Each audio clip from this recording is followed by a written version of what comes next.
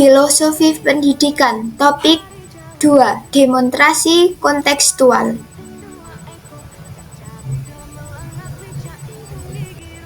Strategi dalam mewujudkan pemikiran Ki Hajar Dewantara. Pendidikan yang berpihak pada murid. Pendidikan dan pengajaran. Menurut Ki Hajar Dewantara, pendidikan dan pengajaran merupakan usaha persiapan dan persediaan untuk segala kepentingan hidup manusia, baik dalam hidup bermasyarakat maupun hidup berbudaya dalam arti yang seluas-luasnya. Ki Hajar menjelaskan bahwa dasar pendidikan anak berhubungan dengan kodrat alam dan kodrat zaman. Kodrat alam berkaitan dengan sifat dan bentuk lingkungan di mana anak berada, sedangkan kodrat zaman berkaitan dengan isi dan irama. 3 filosofi pendidikan. 1. Ing ngarsa sung tulodo. Kita sebagai guru harus bisa menjadi contoh untuk peserta didik. 2. Ing madya mangun karso. Kita sebagai guru harus membangun tekad untuk mendidik peserta didik dengan baik. 3. Tutwuri handayani. Guru memberikan motivasi peserta didik agar lebih giat lagi dan semangat dalam kegiatan pembelajaran. Selain ketiga semboyan pendidikan tersebut, Ki Hajar Dewantara juga memiliki filosofi bahwa pendidikan harus berpihak kepada murid. Bagaimana yang disebut dengan pendidikan berpihak pada murid? Menurut Ki Hajar Dewantara, pendidikan yang berpihak pada murid merupakan pendidikan yang menitik beratkan peserta didik sebagai prioritas utama yang harus dilayani. Setiap anak memiliki kemerdekaan untuk belajar sesuai dengan keinginan dan kemampuan alamiah yang terbentuk dalam diri anak.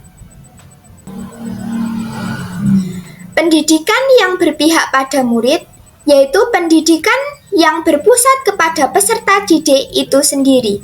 Dengan kata lain, dalam proses pembelajaran, peserta didik lebih banyak aktif, bekerja, dan bergerak.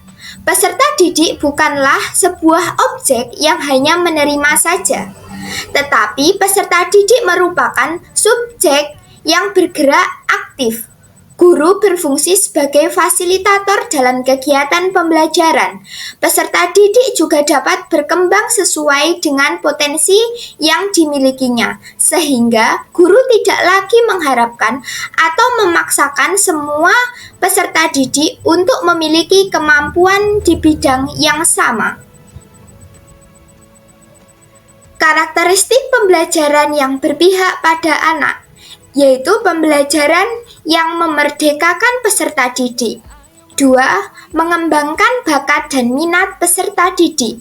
Yang ketiga, memahami kodrat anak dari kodrat alam dan kodrat zaman. Strategi dalam mewujudkan pemikiran Ki Hajar Dewantara terkait pendidikan yang berpihak kepada murid. 1. Jangan menjadikan peserta didik sebagai kertas kosong. 2. Bersikap adil terhadap semua peserta didik.